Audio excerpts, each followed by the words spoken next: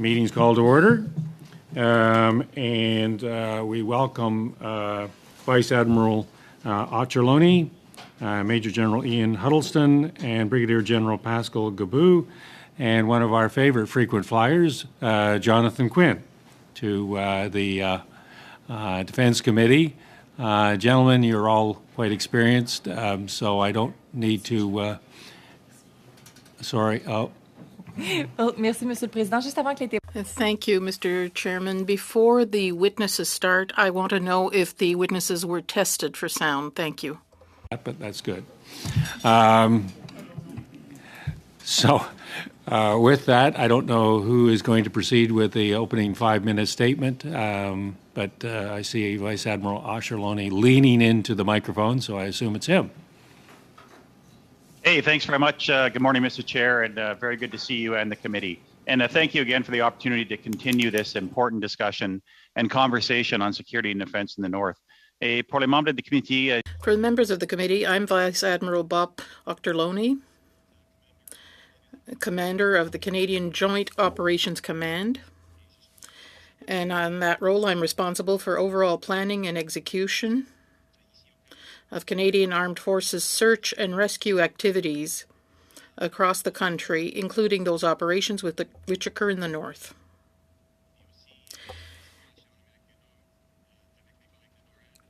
Also with my colleagues from NORAD and people all over the world. So in that role, I'm supported and enabled by a range of folks and experts, 3 of whom are with me here this morning. And first, from 1st Canadian Air Division, we have Major General Ian Huddleston as the CAF's Joint Force Air Component Commander. He is responsible for the apportionment and force employment of all Royal Canadian Air Force assets domestically and abroad, which includes those which are employed in SAR activities in the North. In addition, he is also the SAR Commander for the Central Canada and the North. From the Department of National Defence Policy Group, I'm joined again by our frequent flyer, Jonathan Quinn, as Director General for Continental Defence. He has been organizational leader in advancing NORAD modernization initiatives, many of which are directly linked to CAF's ability to operate in the North. And finally, also joined by Commander of Joint Task Force North, Brigadier General Pascal Gabout. In his role as the regional commander, he has responsibilities for search and rescue responses that may be demanded of the armed forces in the North. And Mr. Chair, in order to provide you a detailed understanding of his roles and responsibility, I'm going to give him the floor to General Gabout just for a few minutes. Thank you. Thank you, sir. And good morning, Mr. Chair and members of Parliament. And thank you for this opportunity to speak about Arctic security. So I am Brigadier General Pascal Gabout, and I'm the commander of Joint Task Force North. I am speaking to you from Sumbaque on Chief Dry Geese Territory in Treaty 8, the traditional home of the Yellowknives Dene and the North Slave Métis. And this place is also known as Yellowknife Northwest Territories. The role of Joint Task Force North is to lead Canadian Armed Forces Northern operations across all 3 territories. My responsibilities do not include coordination of NORAD operations or aeronautical search and rescue, which falls under other organizations. Now, the Canadian North is a truly unique environment. While it represents 40% of our land mass, it is very sparsely populated, with only 0.4% of the Canadian population living here. The northern population is 50% Indigenous, compared to a national average Indigenous population of 5%. And there is very limited infrastructure in terms of transportation, energy, and communication. But the Canadian Arctic is also very different from other Arctic regions across the globe. Alaska has a population density 10 times larger than the territories, with 750,000 people. In Western Europe, there is an estimated 1 million people living north of 60, with a much more extensive infrastructure and economy. And finally, Russia has over 2 million people living in their Arctic. The permanent presence of the Canadian Armed Forces in the North is made up about 340 members of the defence team, including 1,700 Canadian Rangers. Overall, and that means about 1.5% of the territory's population is affiliated with the Canadian Forces, compared to about 0.25% in the rest of Canada, excluding people affiliated with the cadets who cannot be in operations. The staff or infrastructure of the Canadian Forces are located in Yellowknife, Whitehorse, Iqaluit, Inuvik, Alert Base, Resolute, Fort Eureka, and Nanisivik. We have Canadian Rangers in 65 of the 72 northern communities, and there are 47 alert systems in the north located in Canada.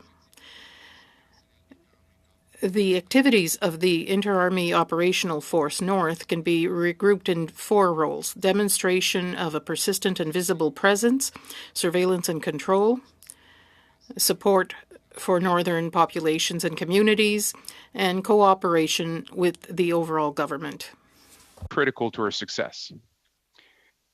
As such, we routinely collaborate with other federal departments, territorial and Indigenous governments, academia, and international allies and partners. We do so through regular forums such as the Arctic Security Forces Roundtable and the Arctic Security Working Group, which is taking place right now here in Yellowknife, as well as various engagements throughout the year, and of course, both deliberate and contingency operations. We plan and execute operations throughout the year. This includes Up Nanook, our series of comprehensive activities designed to exercise the defense of Canada and to secure our northern regions.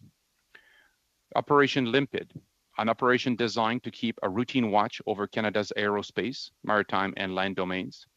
And Operation Nevis, the annual maintenance of the iArctic data communication system. Nous écoutons.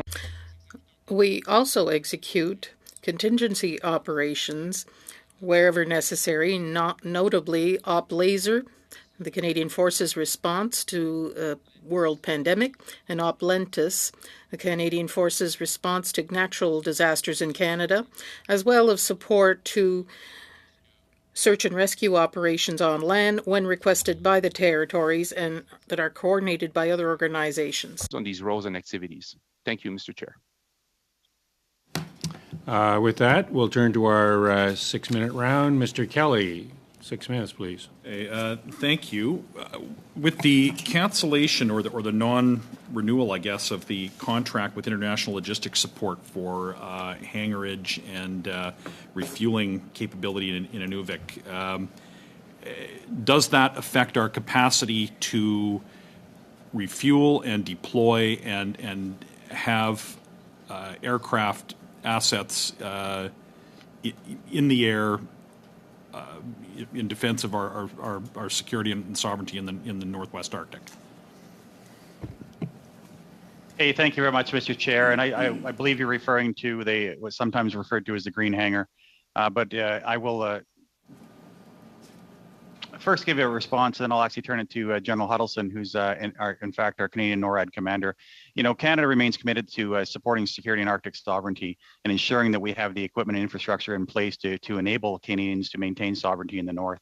You know, in terms of strategic investments, I think you've already heard, including $6.1 billion over 5 years in this budget, and moving forward almost $40 billion for NORAD modernization moving forward. Specifically, we're looking at capabilities and infrastructure in the North, and I'm going to turn it to General Huddleston, our Canadian region commander for NORAD, to discuss the specifics. Ian. Thank you, sir, and thank you, Mr. Chair, for the question. With respect to the green hangar specifically, it is not essential to our NORAD or search and rescue operations in the North. However, it's certainly useful, as any infrastructure is in the North, for things like storage or potentially larger footprints of deployed personnel and aircraft. But it is not essential to our current NORAD mandate or search and rescue mandate. Not essential. We understand that the American there's an American naval attaché was interested in possibly purchasing this asset, and we also had a rather disturbing testimony about Chinese embassy officials. I don't know how else to put it, but kicking tires in Inuvik and Tuktoyaktuk about over some of these assets. So these are not essential. Why are both the Americans and apparently the Chinese government interested in these assets? That's not my area of expertise. I'm the operational commander. I've certainly heard the things that you've just suggested, but I think maybe potentially Admiral Octoloni or John Quinn would be better placed to answer that question for you. Mr. Chair. Well, actually, I want to maybe go back to the question of whether or not these assets are essential. You say they're useful but not essential. What alternative is there to those facilities? What other options are you currently utilizing? I'm not talking about the money that's been promised for 5, 10, 20 years down the road, but today, what replaces those specific assets? Well, so I'll get into the details. That hangar used to be useful for us to forward deploy our Hercules tactical tanker. It was used for no other reason. The forward operating location in Inuvik is fully capable of supporting the F-18s. We no longer use the Hercules tactical tanker to support that mission, and therefore we do not need the green hangar in order to support NORAD operations. Okay, so F-18s can be supported from Inuvik without that hangar. That's Affirmative. okay. Thank you. What do you make of the testimony? It was said that the testimony of Mr. Kaplachuk at committee was we've had Chinese from the Chinese embassy in Ottawa coming through Inuvik. The RCMP tried to identify them. We'll leave that one alone. We were at the end of the round and there wasn't time. Do you have, what was left unsaid? I think, thanks very much, Mr. Chair, for the question. You know, this is the ninth testimony, or I think, hearing into security and defense in the North. And just to be clear, all of the folks have testified before. I'm going to say they're all right. This is an incredibly complex and intertwined problem set. You know, even those with competing views over the last 9 testimonies are correct in assessments given the complexity. And, you know, the threats to national security and defense in the Arctic as a whole is not just one department's problem set. It's a whole of government thing. And I will pass to Jonathan Quinn, who you've heard from before, to discuss the specific policy. Thanks very much, sir, and thanks for the question, Mr. Chair. Sorry if there's... It's all right. Proceed. Mr. Kelly just wanted to know how much time he had left, which is about a minute, but okay. we'll give him we'll be a little generous today. Okay, sorry, just very quickly then, Mr. Chair. We are certainly monitoring the potential interest in this facility from potential buyers. Should a foreign company purchase the ILS hangar, it would trigger a requirement for notification under the Investment Canada Act. As of today, no notification has been received. But again, there are robust measures in place to make sure that the facility does not fall into the wrong hands. Thank you. All right. Well, all right. Then will there be capacity? Well, let's just start with on what date will we receive any F-35 aircraft, and can they be hangared and supported with existing facilities in Inuvik?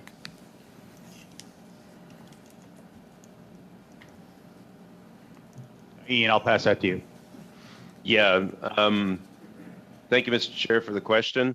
The F-35s, I don't have the initial operational capability date to mind. I was focused on prepping for search and rescue questions. However, the F-35 is being delivered in conjunction with a huge investment in infrastructure that will properly support the fighters. Defense of Canada fighter infrastructure, which very much includes a renovation and a refresh of all the forward operating locations in the North in order to properly support the F-35. So we're unfortunately going to have to leave Mr. Kelly's question there. Thank you, Mr. Kelly. Mr. May, 6 minutes. Thank you, Mr. Chair, and thank you, Vice Admiral, to you and your team for being here, and please extend our thanks to all those that have appeared. When you said ninth time, that kind of took me aback. That we have been at this for a while, and we very much appreciate all of the insight from you and your team. My question to you, sir, is what is the current state of Canada's multi-domain awareness in the Arctic, and what investments are currently planned to improve awareness capabilities following from the NORAD modernization plan?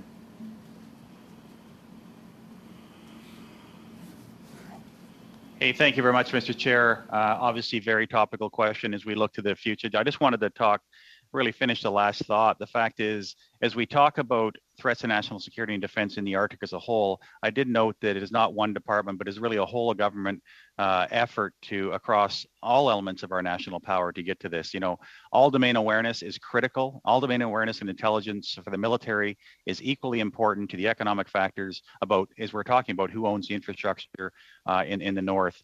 I think you're tracking the recent announcements by government. You know, we're committed to ensure that NORAD it continues to modernize and ensuring the safety and contributing to the security of our continent with our allies in the U.S. That binational command that's been around for almost 7 decades, and that's why over the next 6 years we're investing $3 billion in NORAD, and over the next 20 years it's going to be almost $40 billion for NORAD modernization, and these include investments across all domains to ensure that we can respond to emerging aerospace threats, but ensuring we have that multi-domain awareness in the north. When I talk multi-domain awareness, what I mean is that we are seeing in the air, on the land, and in the sea, below the sea, in the information space, in space, and in cyber. So when I talk all domain, it is simply all the domains we have. We need to be aware and have that all domain awareness in all theaters of operation, but specifically in our north, and ensure we have what's going on. And I will give it to Jonathan Quinn, our policy, because we advisors were talking about NORAD modernization, which is a significant policy for the government of Canada. Thank you very much, sir, and thanks for the question, Mr. Chair. I think Admiral Auchterlonie has covered it very well, but just to remind committee members, the NORAD modernization package that Minister Anand announced in June included a series of investments across 5 key areas. So on the awareness side, significant investment in new over-the-horizon radar technology that will dramatically enhance our ability to monitor aerospace threats to the continent. Investments in technology-enabled decision-making or command and control using artificial intelligence, machine learning, cloud computing, so that we have the ability to ingest and analyze all of the information coming in from those sensors much more quickly to enable fast decision-making. New air weapons, so longer range air-to-air missiles to enable the current and future fighter fleet to defend against air-breathing aerospace threats, including cruise missiles. Also support and infrastructure investments, including an additional investment in air-to-air refueling aircraft and enhancements to fighter aircraft infrastructure across the country and to NORAD's forward operating locations in the north. And finally, research and development investments. And as Admiral Auchterlonie said, these research and development funds would be across all domains. So to make sure that Canada is at the cutting edge of technology in defending against potential threats to the continent in all of the domains that Admiral Auchterlonie mentioned. Thank you. I'm gonna shift gears a little bit here. How concerned should Canada be about the potential transit of foreign nuclear submarines in the Northwest Passage? What is Canada currently doing to monitor foreign submarine activity in the Arctic, and how can the country enforce its sovereignty? What does Canada require to monitor and respond adequately to foreign subs in our waters right now? That was about 16 questions in one. I'll leave it to you to sort that out within a couple of minutes. Thank you very much, Mr. Chair. And that's very pertinent questions that I talked about domain awareness. So when we want to ensure that we know what's going on within our sovereign territory, within our sovereign waters, and within our sovereign airspace. So ensuring that we have domain awareness above the sea, on the sea, and below the sea are key tenets of ensuring within that NORAD modernization as well. So I guess specifically, and I believe you've heard from the Commander of the Navy with respect to under ice capability. I won't repeat that testimony from a few weeks ago, but the fact is we want to ensure that we have domain awareness with our allied submarines as well as potential adversaries in the region.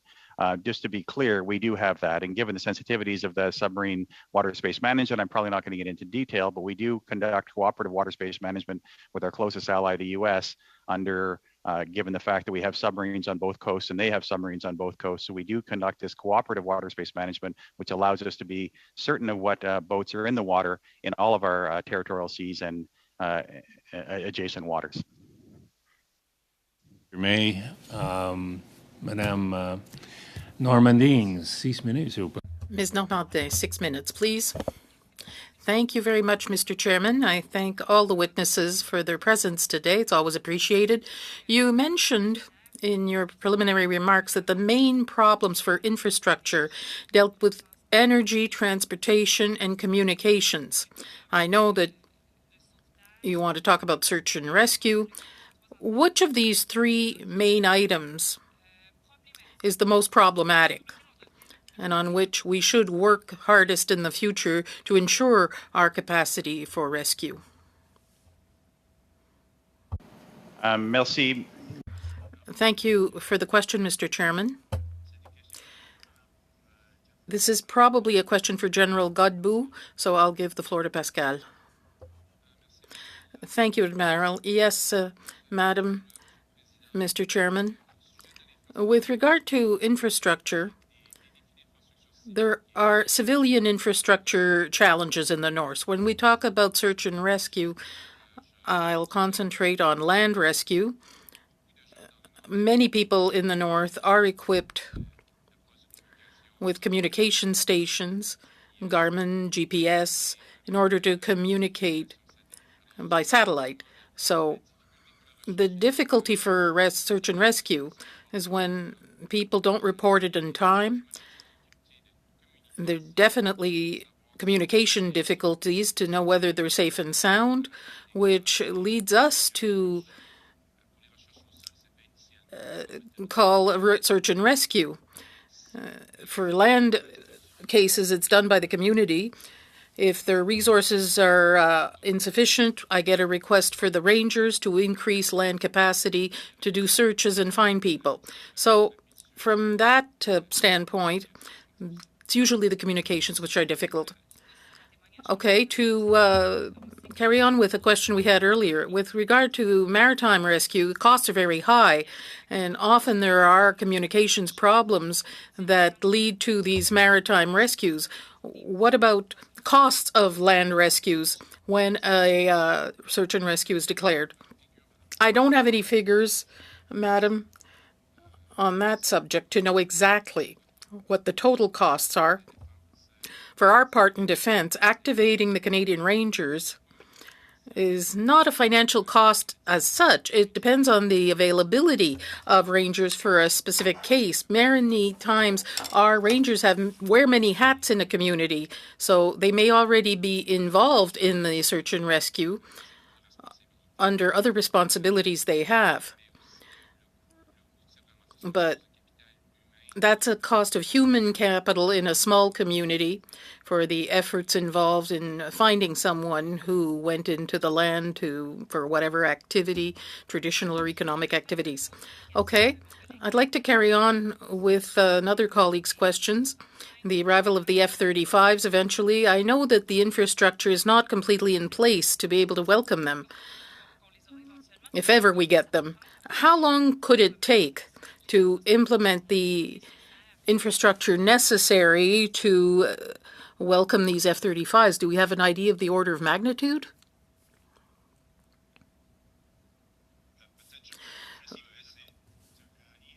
Thank you for the question. That's a big challenge with NORAD modernization. And as the commander said, it's difficult with all the infrastructure in the north. But I'll give the floor to Ian. Yes, thank you, sir. And thank you, Madam and Mr. Chairman. I don't have any exact figures. We're in a planning period right now. And we're also delineating the requirements. I may speak English for a moment here.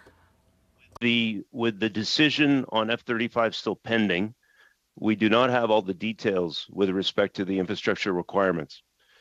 And therefore, there is a planning period that needs to be focused upon over the next year or two in order to fully define and provide the details that would answer your question. The infrastructure investments are aligned, though, with the delivery of the fighters. Je pense que I think that the question is relevant insofar that we got testimony from ILS. If they wanted to upgrade their infrastructure, they would need 8 to 10 years, and we're supposed to get the F-35s within 10 years because the CF-18s will not be in a condition to operate. Often, it's faster with the private sector than with the forces supply system. Am I to understand that we'll not have infrastructure in place soon enough if we don't go through the private sector? I would say no. The reason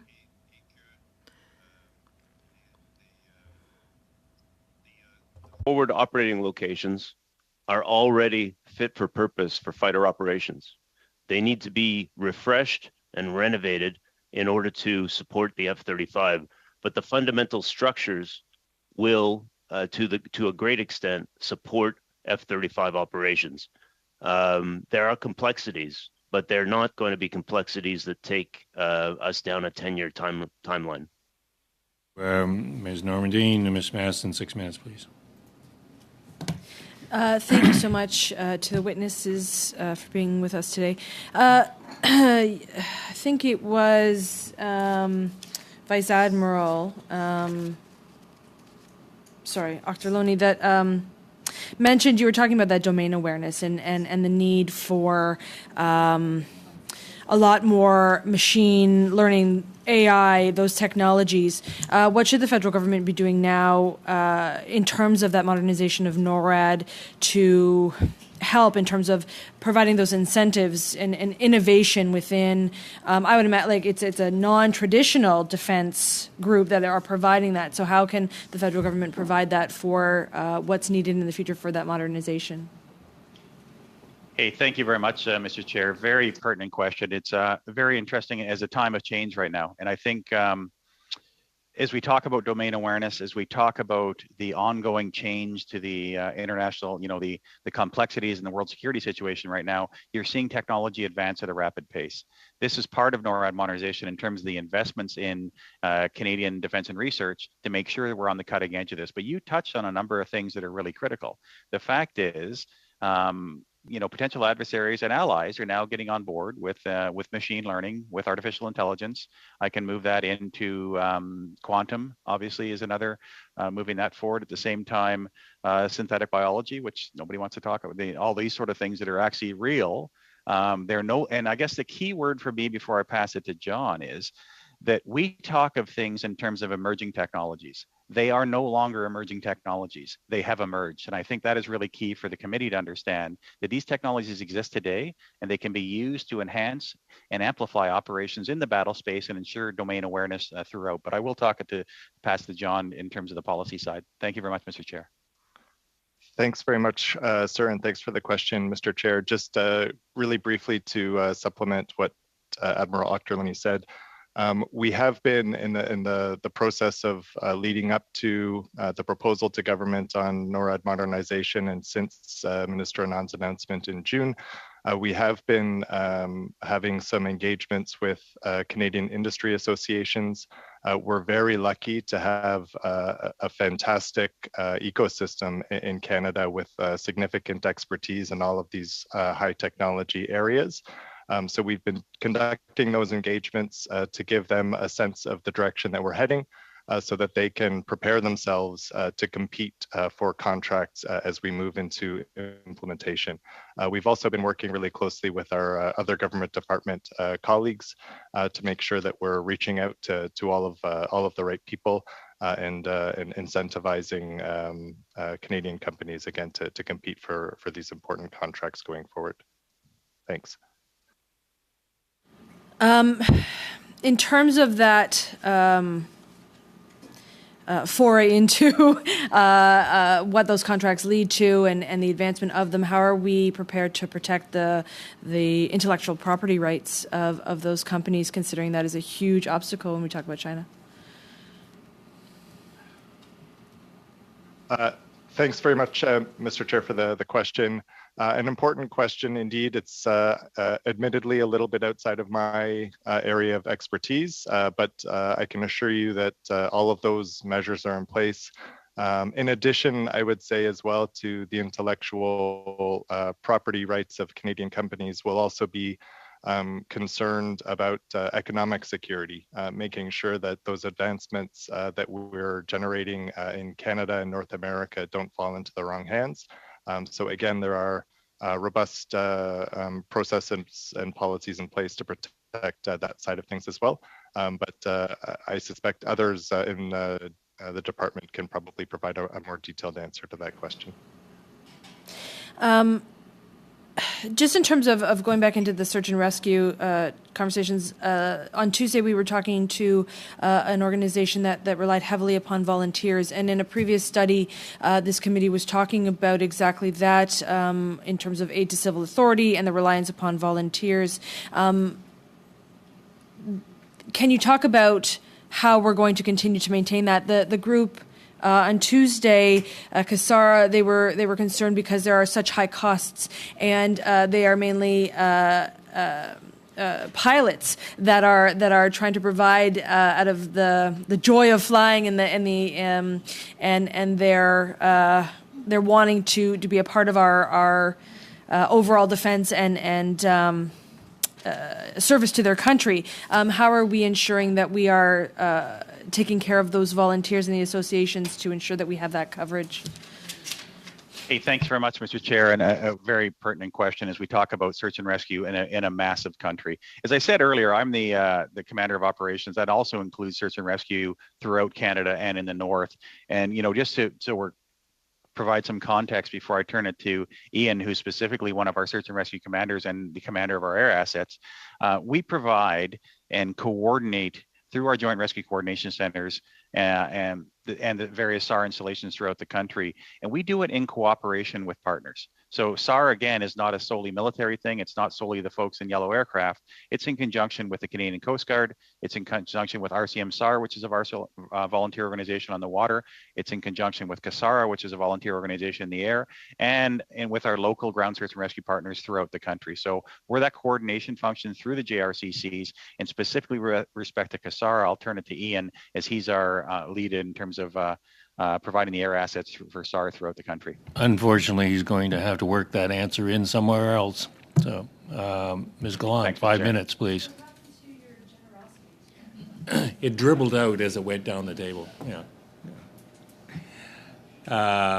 Ms. Gallant, 5 minutes. Thank you, Mr. Chair. Recently, it's come to light that the Nanisivik deep port is not going to be available 11 months of the year, where it was revealed that they decided not to go forward with heating elements for the storage units, and therefore 4 weeks out of the year. What do our NATO allies in the Arctic, how have they responded to this announcement? Thank you, Mr. Chair, for the question. I'm not sure there is a NATO response to the question. I've not heard from any of our colleagues or international allies regarding this. The fact is, Nanosivik's being brought to capability to ensure we can fuel not only the military resources in the north, but in terms of as well as our Coast Guard assets in the north. And would you like to clarify our the question? NATO allies have not been notified. So why was the decision taken to only have them available 4 weeks of the year? Yeah, again, I'm the commander of our operations around. This question is probably more pertinent for our Assistant Deputy Minister of Infrastructure and Environment or the Commander of the Navy, both of which I believe have already testified on and discussed Nanisivik. When we talked about to them, we didn't know that it was only going to be available 4 weeks of the year. It was supposed to be a full naval base, and now it's just going to be a refueling station. How was that decision arrived at? I think everyone on this panel is probably not in a position to answer that question, and I'm not sure the question, the nature of the question. That being said, I think what you've seen in the north, to be clear. Mm-hmm. In terms of distances, fuel is essential to our operations in the north. You're absolutely correct. The fact is, just in terms of some quick distances we know, we rely upon to have that fueling facility in the north so we can conduct operations, because the distance to travel from Victoria to our fueling station in the north is greater than it is to travel from Victoria to Japan. The same is true from traveling from Halifax to our fueling facility in Nanisivik. It's quicker to travel to Paris or to France. Okay, and with respect to our allies being notified, I'd like the responses to those questions in writing at some point in time. Now, earlier, Mr. Kelly mentioned the CCP officials were in Inuvik to look at our infrastructure. They were with the RCMP. The RCMP were observing. So was DND notified or CAF notified about the CCP kicking tires in our Arctic near our refueling station in Inuvik? Yeah, I'm going to pass this to Jonathan Quinn, our policy. But however, it is a forward operating location for NORAD, so more than just a fueling station. But John? Thank you, sir, and thanks, Mr. Chair, for the question. Again, all I'll say on this one is that we're monitoring the facility carefully. There are instruments in place to make sure that and this is the same response you gave before. So earlier this week, Lieutenant General Alain Peche, Deputy Commander of NORAD, said Russia is seeking to demonstrate its ability to strike Canada and the United States. And it comes after Russia resumed sending long-range bombers back over the Arctic towards North American airspace. How are DND and CAF responding to these developments by Moscow? Yeah, thanks, Mr. Chair. And, obviously a very pertinent question given what's happening currently with our partners in Ukraine. The reality is that competition and conflict characterize the interaction between ourselves in the West as well as our Russian, I would say at this point, adversaries. We are in that competition, that conflict above and below the threshold right now with Russia, and that's going to continue as we move forward. In the Arctic, for example, Russia remains a key competitor. They've been they declared it to be a significant importance to their security and economic interests. They've also increased their military presence, with, I believe, the committee's tracking. And then they have certainly displayed a willingness to operate outside internationally accepted norms. So this is obviously a concern to ourselves and to our allies, as Russia, is the blatant disregard for international boundaries in Ukraine. We're, obviously concerned that the same thing could happen in the north. Fueling station in Inuvik, is it for sale to either the Americans? Is there an ongoing negotiation with the Americans or the CCP? In terms of that, I will let General Huddleston, just for clarity, we have a number of forward operating locations for NORAD, one in Yellowknife, which is a FOL, and we have one in Inuvik, and we have one in Iqaluit that are forward operating locations for NORAD that have NORAD infrastructure to support operations of fighters and sufficient runway space and infrastructure to support those when fighters. We look at they are not for sale. When we Ms. Gallant, that's your 5 minutes is up. I'm not. She had a question about NATO, whether NATO partners have been notified. So if you could take that under advisement and advise the committee, that would be helpful. Mr. Fisher, 5 minutes. Thank you very much, Mr. Chair, and thank you, gentlemen, for being here. And it's been said that this has been a long study, and you've been with us several times. And thank you very much, not only for your service to our country, but thank you for your service to this committee. One of the questions that's been asked a few times is about the growing possibility of increased navigation through the Northwest Passage in the coming years because of climate change and melting ice. Now, we heard the other day that brings with it a high level of risk rather than just making things easier like one would maybe assume. But what are the top security concerns associated with an increase in shipping, and maybe perhaps even touch on the future cruise ships wanting to go through the passage as well? Hey, thank you very much, Mr. Chair. And the good news, given the color uniform I'm wearing and having sailed up there, I can probably the right person to answer. Thanks very much for the question. I think perspective, again, is really key. Our Arctic, when we talk the Arctic in terms of the waterways opening up, There is a significant difference between the Russian Northern Sea route and the Canadian Arctic, what we assume is the Northwest Passage, given obviously the rotation of the Earth, how the ice packs in. But you're absolutely right. Navigation in the Arctic is exceptionally dangerous. It is not through the routes you would think it is, going across 75 north. It's actually going to go down through the islands on the north slope of Canada. So it's, shallow waters, rocky sandbars. So navigation itself is constrained. Just for the committee to understand, the fact is we know we have good domain awareness in the north. We know all the ships passing through. At this time, just in terms of numbers, so folks have a expectation, there's only about 150 transits in the north a year. So we're aware of all those vessels going through. A lot of it has to do with internal resupply. Many of our communities are resupplied internally from vessels. So in terms of that domain awareness, we're quite comfortable. That being said, as you articulated, as we are seeing the climate change, it's opening up slightly earlier. Depending upon the ice year, there may be more or less vessels going through. And this is a challenge not only for I would say from a search and rescue perspective, but also in an enforcement of environmental regulations, fisheries regulations, the things that we hold dear in Canada. But your question is bang on. There are lots of challenges associated with this, and I'm happy to follow up if you have a further question. Thanks, Mr. Chair.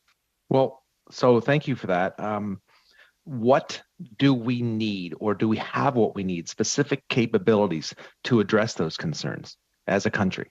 This is, I think we've been operating in the north for generations. Back to Terra and Erebus, they have given us that. The fact is we found wreckage from the 1800s. We've continued that exploration and work in the north for generations. So in terms of capabilities, heavy icebreakers is key. I think you've seen an investment in the Coast Guard. At the same time, you've seen a significant investment in the Royal Canadian Navy. We've now brought online 3 Arctic and offshore patrol ships that work in the north.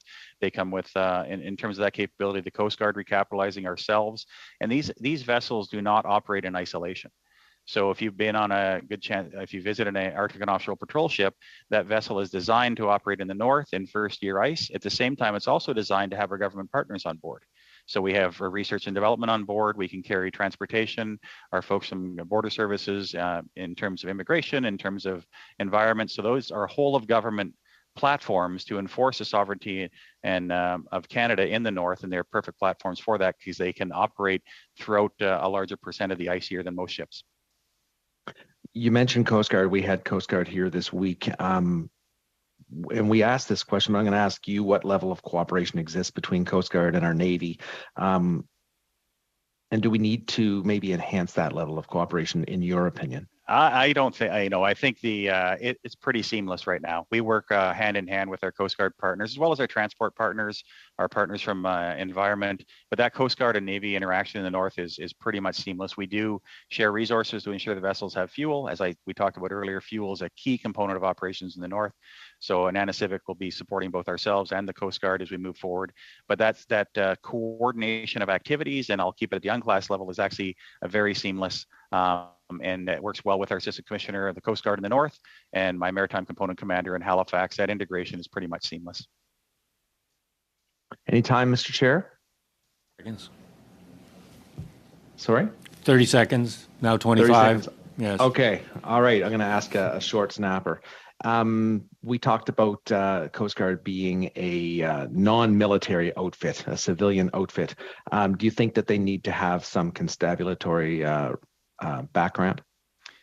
Probably not my answer to that question, but what I did say, the fact is it's not one department that actually enforces Canadian sovereignty in the north. It's all of us working together. So the fact is, whether it's on a Coast Guard ship that has RCMP on board, or CBSA, or fisheries, we can all enforce Canadian law together, and that's a good thing in the north. That partnership works very well. Thank you. Mr. Fisher, Madame Normandine, 2.5 minutes, please. Thank you very much, Mr. Chairman. My question would be for those responsible for inter-army operations. I'd like to hear you about joint operations with the U.S. or any other members of NATO. We saw a cold response before the war started that we had not anticipated sending Canadian troops. In a context where there's this aggression by Russia against Ukraine, I'd like to hear your views on the importance of increasing the number of exercises of this nature, increasing Canada's participation in exercises. Merci pour la question. Thank you for the question. We often work with our allies. I would ask General Godbout to speak to exercises in the north, but in fact, we have exercises with our allies all year, every year with the Americans and with NATO allies. But I'll pass the floor to Pascal on this. Thank you, sir.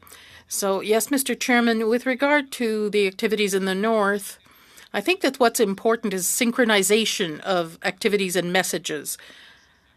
When it comes to NATO exercises, at the same time that those activities were going on, we had many operations and exercises going on at the same time. Op Nanook and Nunavut in the Canadian North.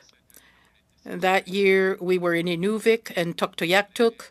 We had Arctic Edge in Alaska, ICE-X exercise in Alaska. So what that demonstrates for us and our allies is cooperation that's very close and presence throughout all the Arctic regions, Alaska, Canadian Arctic, European Arctic. Now, with regard to operations within Canada in the Arctic, we invite our allies to participate with us. We get the Americans, the Danes, the British, the French. Sorry, I'm going to forget some. We had a few other northern countries that participated. We have observers who came too. What that allows us to do is to test our interoperability and new capabilities to operate in the north and to share our practices and learned lessons in order to operate more effectively. Thank you. Rendine, Ms. Smith, and 2.5 minutes.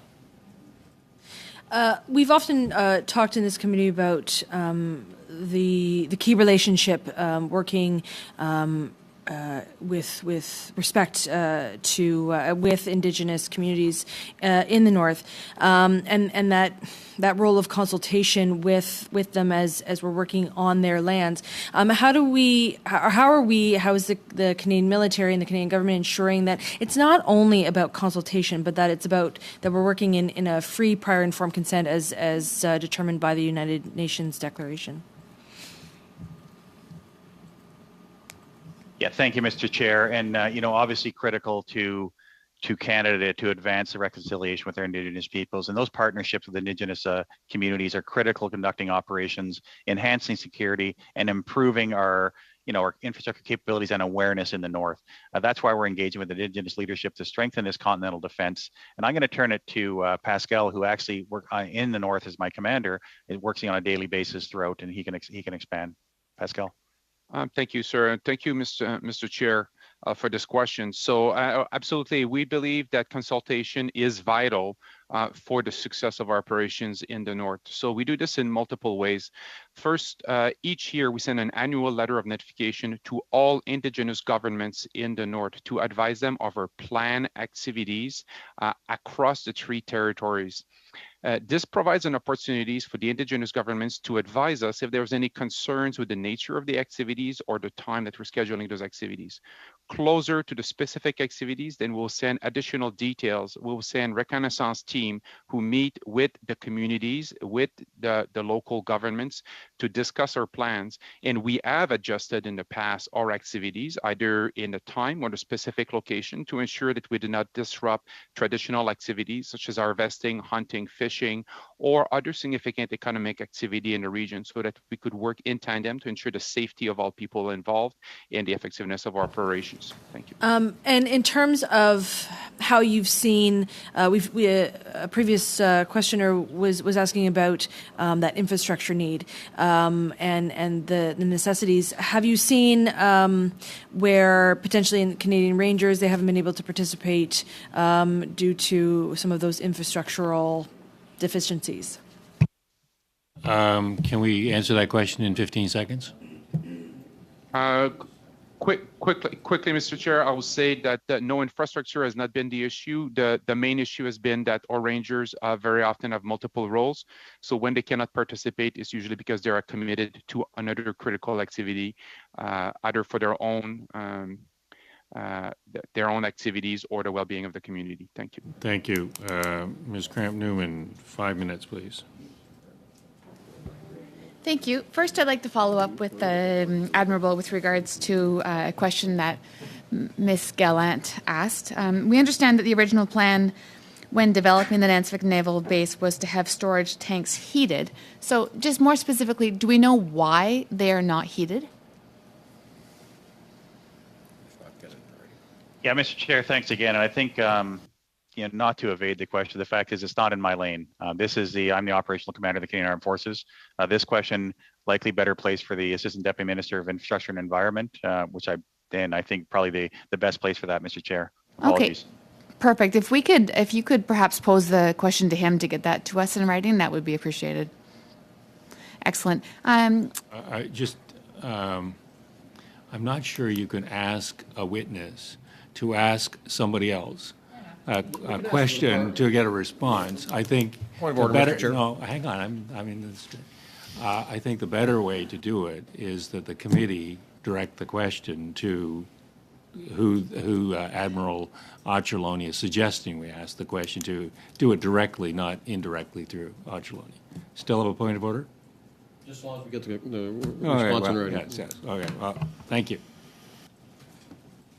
Perfect. Thank you. Moving on. Protecting High North, in my opinion, is absolutely essential. And much of our testimony over defense in the North has focused on the issue of today and not necessarily speaking to the unexpected changes in our society, technology, or politics. So 2 questions. First of all, does our military have the resources needed to for the Joint Task Force North to match the intensified pace of change, current or future needs? And second, we quickly realize that we have inadequate resources and need to create strategies, but what do strategies mean if we don't have people? Hey, thanks, Mr. Chair. That first one, that's hard to answer. When I talk about the future, we don't have a crystal ball here. The fact is, Joint Task Force North, we have a significant, as General Godbout has noted, we have a significant percentage of folks in the North, actually members of the Canadian Armed Forces supporting our sovereignty in the North.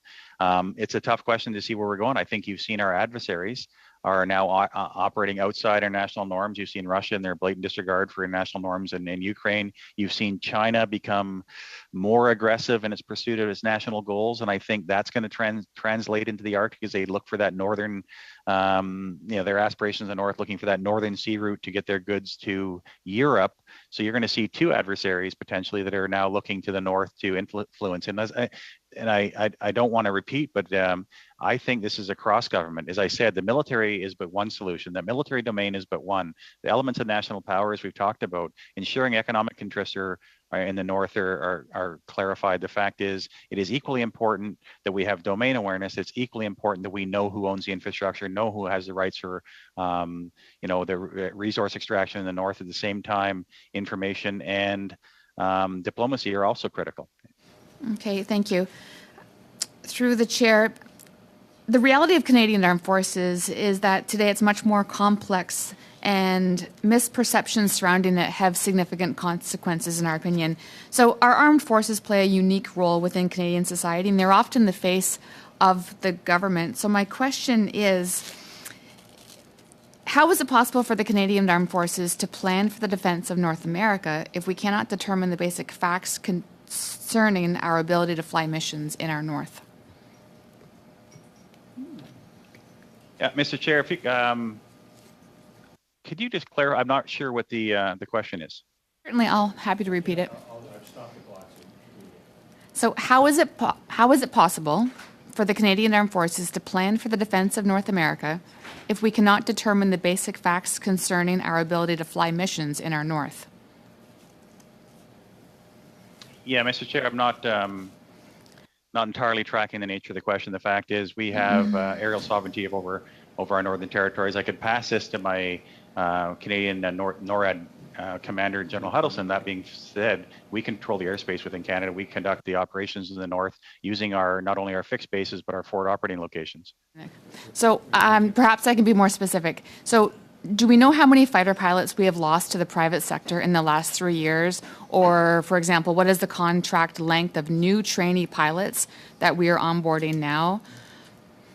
Thanks, Mr. Chair, and I will pass that to General Huddleston, who's the commander of 1st Canadian Air Division as well. So Thank you, Mr. Chair, for the question. The answer is we've lost too many fighter pilots. And we are adjusting our approach to retention or to a mandatory service after pilot wings. We have done that with respect to pilots generally, but it's not the only solution. It's certainly not the silver bullet. What we need to do is we need to focus on our retention strategies, of which we've been working on in the RCF for a number of years. They involve fixing processes and policies primarily in order to encourage our pilots to remain with us. There's also been a recent change in pay. Those are two specific areas that we're focused on, but you've identified one of my key priority issues as the force generator of the operational Air Force. Final question, Ms. Lambropoulos, 5 minutes, please. Thank you, Chair, and I'd like to thank our witnesses for being here with us to answer some of our questions today. My first question is going to be about how the Royal Canadian Army submarine capability influences Canada's ability to protect its territorial sovereignty in the Arctic. I know we've already touched on this. I read up a little bit and saw that in July 2021, the RCN actually launched a replacement program for the submarines that were in place in order to modernize the submarines. If you can give us an update on that and answer the question as to how this helps us defend our territorial Arctic, defend the Arctic. Hey, Mr. Chair, thanks very much for the question. And again, given the color uniform I wear, happy to take that question myself. I believe the Commander of the Royal Canadian Navy, as well as Assistant Deputy Minister Material, have talked about the submarine replacement program. So that is now has been announced publicly. The fact is looking to replace the Victoria-class submarines capable. It is vital to the sovereignty and security of Canada. I did talk earlier about in terms of cooperative water-space management with the U.S. So I'll slow down. Cooperative water-space management with the United States. We do that because we have submarines. So the fact is we have submarines, U.S. has submarines, so we make sure that our water space between the two of us in our own waters and adjacent waters is cooperatively maintained in a partnership with the U.S. and NATO as well to make sure that our boats are deconflicted under the water. You can imagine to make sure that we don't want to have things bumping into each other at depth, which would be rather unfortunate. In terms of sovereignty in the North, I believe the Commander of the Navy answered that question. Obviously, in terms of the capability, a submarine brings significant capability for deterrence and sovereignty. At the same time, it also potentially has a capability to operate in the North. And I'm probably going to get into a good friend of mine, the Commander of the Navy's lanes, but I'll probably avoid that given his testimony was pretty clear on this. But in terms of that capability, for me as the operational commander, vital to the sovereignty of Canada. Okay, thank you. Now, you already touched on this within your answer, and I think you alluded to the fact that others may have spoken to it as well. But if you can go a little further into detail as to how this capability helps our military-to-military relationships. You spoke about NATO countries, the U.S. Specifically, but can you elaborate a little bit further and give exactly what this does to help the relationship? Hey, thanks, Mr. Chair. And I think I may tackle this a different way. The fact is, I think you've seen, I don't want to call it submarine proliferation around the globe, but you may have seen that. So right now, hundreds of submarines operating in Southeast Asia, in Asia, Indo-Asia Pacific. At the same time, we have submarines on our coast working with our U.S. allies and counterparts, as well as our NATO allies across the ocean. That cooperative, that capability brings a significant deterrent and a capability to Canada to ensure our sovereignty, because the submarine itself is a lethal weapon, and it's one in position as well. So I probably won't expand on that, but the fact is you're seeing this capability expand globally, and we are a key part of this with the North American defense because we have submarines interacting with our American colleagues. Okay, thank you. And I'll go for a broader question for my last question. And that is, what role does the Joint Task Forces Force North, what is the role of the Joint Task Force North in search and rescue? And how does it help the Coast Guard work in partnership with the Canadian Armed Forces and the RCMP? Hey, thank you very much for that. I'll turn this to Pascal, the commander of Joint Task Force North, but quite broadly, we do have 3 search and rescue regions in Canada. As I said, it's cooperative in nature. We coordinate on behalf of the Government of Canada for marine and air search and rescue. Ground search and rescue is a local provincial responsibility. That being said, we coordinate with the Joint Rescue Coordination Centers across our 3 regions. And then Pascal is involved in search and rescue in the North, and I'll turn it to Pascal. Briefly Thank you, sir. again, sorry. Yeah, thank you, Mr. Chair. But very briefly, our role is when local capacity has been exceeded, the RCMPs or other local search and rescue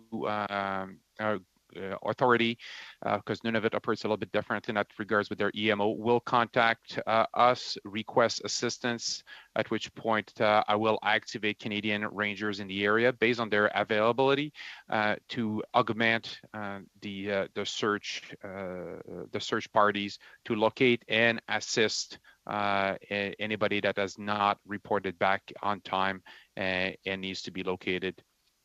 How that works with aeronautical search and rescue, the coordination from the local authorities will also happen in parallel with JRCC to determine whether aeronautical assets would be preferable to assist in the search efforts or whether a ground search and rescue is sufficient. Thank you. Thank you, Ms. Lambropoulos. That brings to an end our questions for the first hour.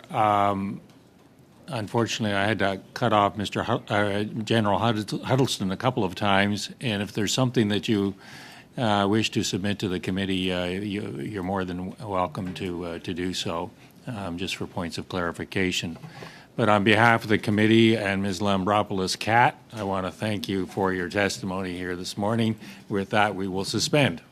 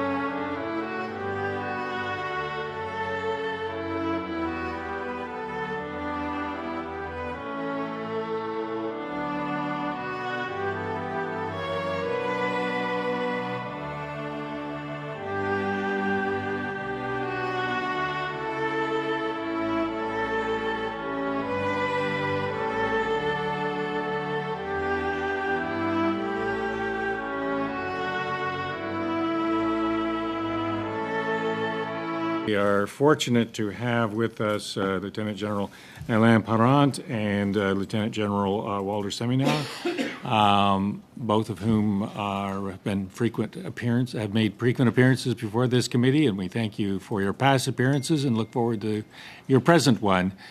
With that, I'll turn to General Parent for an opening 5-minute statement, and then General Seminar for his 5-minute statement, and then we'll go to questions. Monsieur le Président. Mr. Chairman, members of the committee, good morning and thank you for this invitation and the opportunity to contribute to your proceedings. On November 24th, 1987, the U.S. and Soviet Union scrapped short and medium-range missiles. It was the first superpower treaty to eliminate an entire class of nuclear weapons.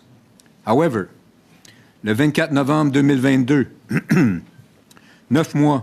9 months since the unjustified and miscalculated attack by Russia on Ukraine. And mutated into advanced cruise missiles and hypersonic glide vehicles with conventional and or nuclear warheads. Threat is a calculus of capabilities and intent. While we spent decades getting away with an economy of effort in defense investments in the North, Russia has increased its capabilities for the Arctic, and the intent is now nebulous and subject to miscalculations. The baseline of just enough deterrence has gone up, and investments are required to close the delta.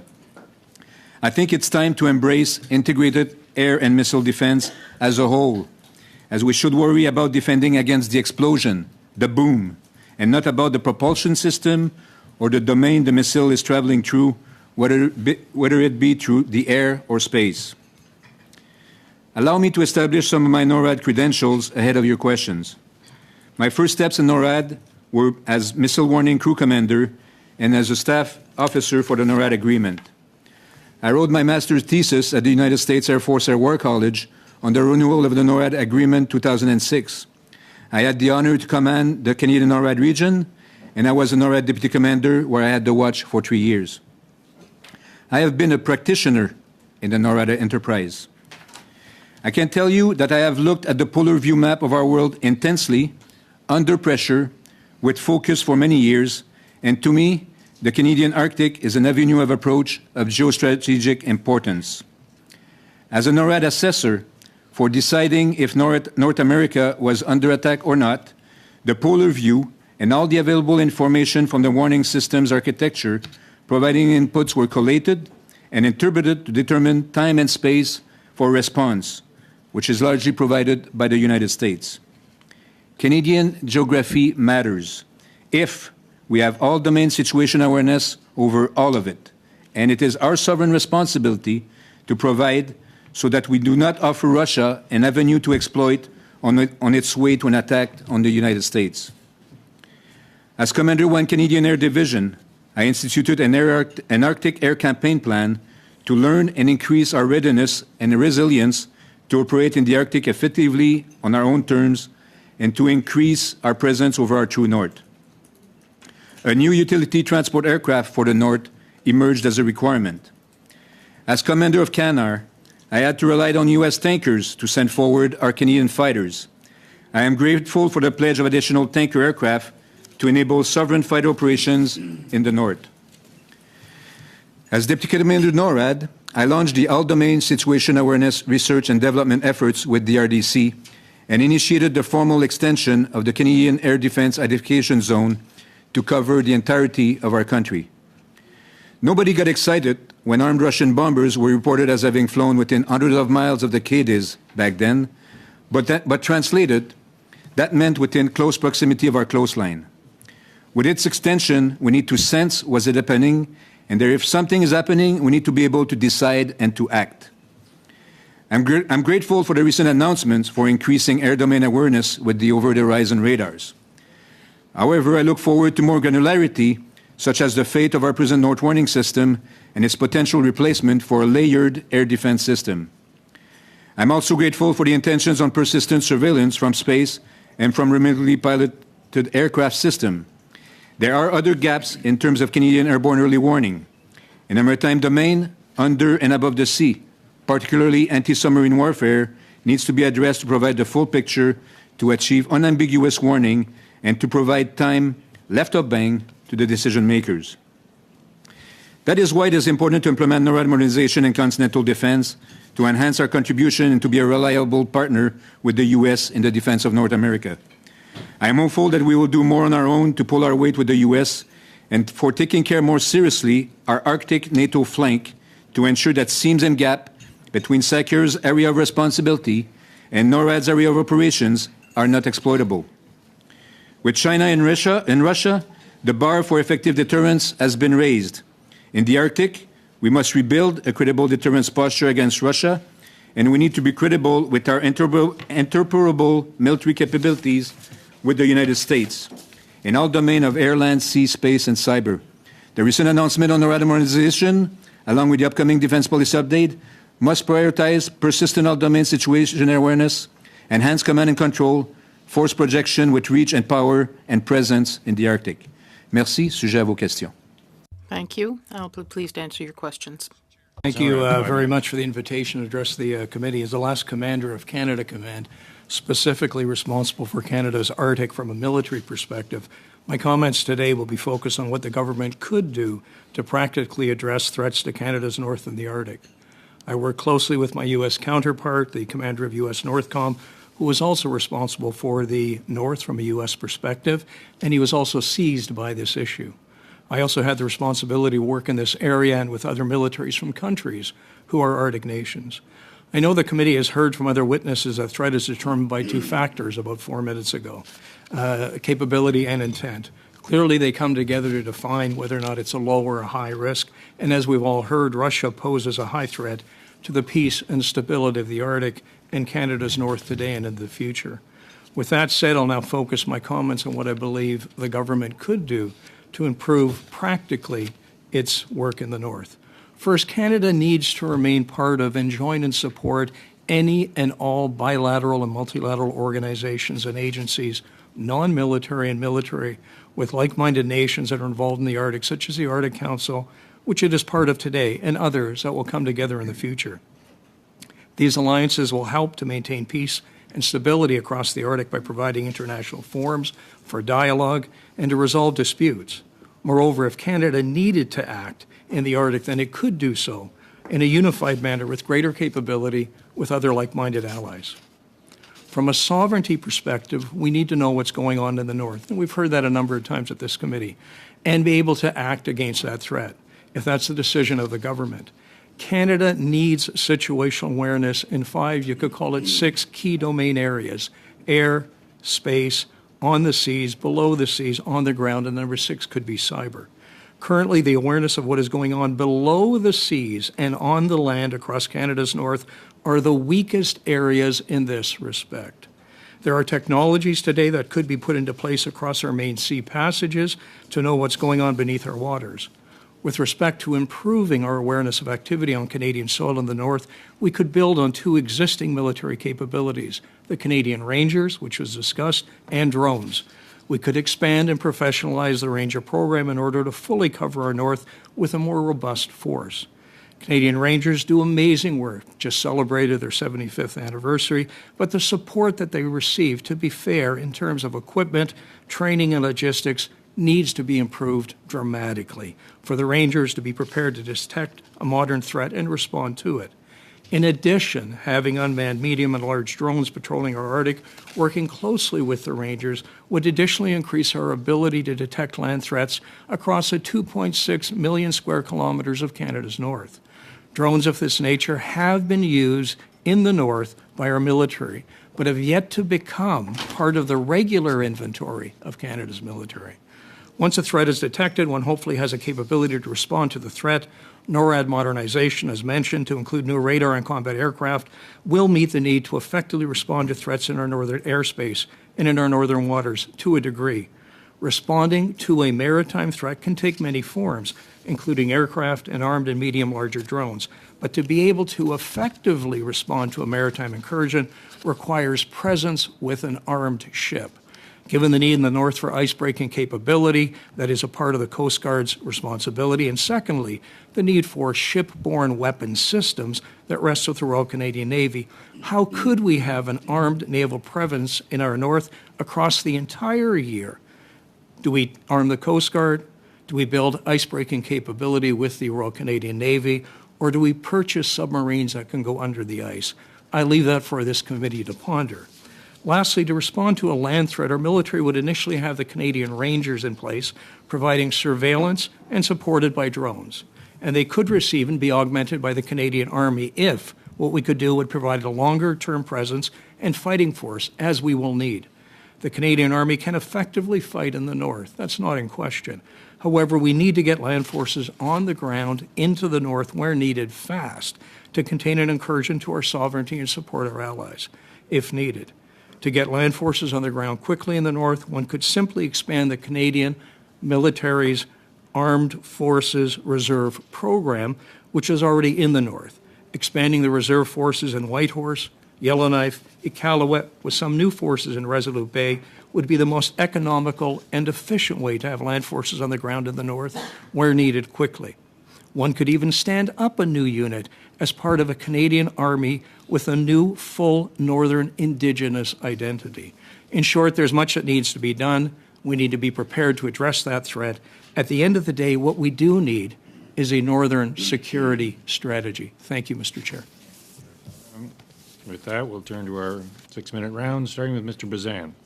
Mr. Chair, and I want to thank both generals for being here. It's great seeing you again. Thank you for your long service and dedication to the Canadian Armed Forces and to this country. General Perrant, I've always appreciated our exchanges over the years, and you're especially Deputy Commander of NORAD and Commander of NORAD Canadian Region when you're in Winnipeg. There's few people around this table that don't believe in ballistic missile defense, that it works. Can you quickly explain that how BMD works and why Canada should be a part of it? Well, the ballistic missile defense system is a U.S. system only. It was not built to go against Russia or China. It was built to go against the terrorist threat of North Korea mainly. It has a number of, it has missile fields. It has radar. And right now it launches and hits a bullet with a bullet. The missile, the system works, and in anger it could defend to an attack from Russia, obviously, because a missile is a missile. It doesn't matter what it is. The problem is that the number of missiles available to achieve an effective hit, and it's about shot doctrine. So you launch so many missiles against one missile, and it blows up over outer space. Thank you. And accuracy is there for, but like you said, it's for a lone wolf type of attack coming from North Korea or Iran, not necessarily dealing with multiple warheads coming across the Arctic. You're talking about the need for more awareness in the domain, especially under the ice and above the sea. And a question to both both generals. We know that Russia just launched last week 2 Arctic icebreakers as part of their Navy. They will be armed up. General Simanu, you talked about that, we need to have more projection of power in the Arctic on our ships. Do you believe that our current AOPS ships that are going out there, the Harry DeWolf class, are armed up enough? Or we should be arming more, and also having the Canadian Navy having heavy icebreakers as part of its arsenal as well? If you like to take a look at the AOPS, I think the answer is in itself of what it can do. It cannot operate in the Arctic throughout the entire year, so I think that answers your question right there. So what happens if there is a threat that surfaces or develops sometime when they're not available? So the short answer is it doesn't meet the need. Secondly, are they armed enough? Short answer, in my opinion, I'm not in the Navy, but the answer is no. Okay, General Perrant. Above ice, below ice. Well, my idea is that you equip yourself so that nobody wants to attempt having to go weapon on the ship. So it's about deterrence, and the best deterrence in the north would be a undersea capable submarine, hopefully a nuclear submarine that could stay there, because if a submarine is there and it's known, nobody will come forward. And there you achieve deterrence, because the cost inflicted is too high to come and have a bullet of icebreaker against bullets of icebreakers. I appreciate that. General Simon, I believe you were also commander of the reserves at one point in time, and you did talk about making sure that we had more Rangers and possibly more reserve units, which I agree with. When you talk about our Rangers changing the training, are you thinking about training them up to like a reserve unit class, or are you just saying that they need more training than what they're currently getting and increase the number of Rangers that we have currently? Thanks for the question, Mr. Chair. It comes back to what's the need, what would we want them to do from a surveillance perspective.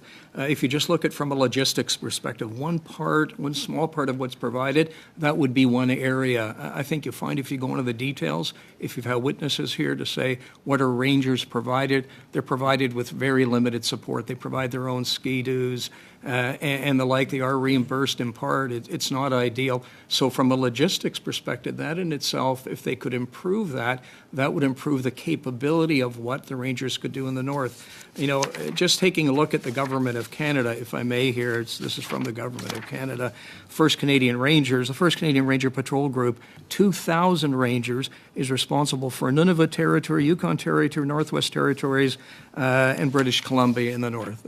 So when you look at pure numbers from that perspective, clearly it needs to be expanded because they only have about 60 patrols right now on the ground. Again, based on the threat, what you want them to do. Aside from that, you're right, they probably need to do other types of military training to improve their capability. Last question, General Perrant. You talked about the ability to defend against all air-breathing missile threats that are coming in. What exactly are you talking about? Is just not only in Canada's north, but all approaches to Canada? Are you talking about like a Patriot missile system or something along that line? To defend or to defend, or what's coming at us? What's coming at us? What's coming at us? You need an integrated air defense system. Where and it's layered, so you can have an initial fence of our anti-missile system. You can have interceptors, but in the end, on where we are in Canada, you actually need point defense. So, which ground-based air defense system that protects your critical infrastructure, protect your command and control nodes, protect your government from getting an explosion on our soil. Mr. Brizan.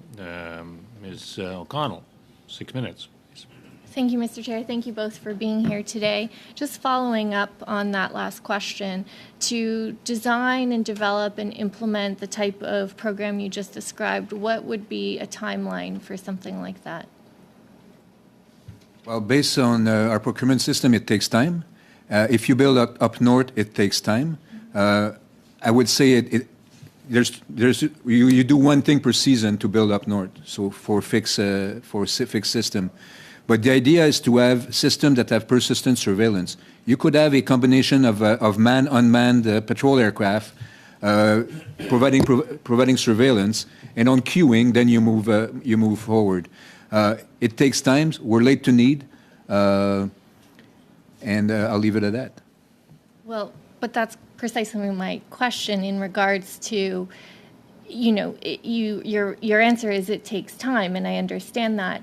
But the challenges in the north are not necessarily new. So successive governments have clearly not taken that time.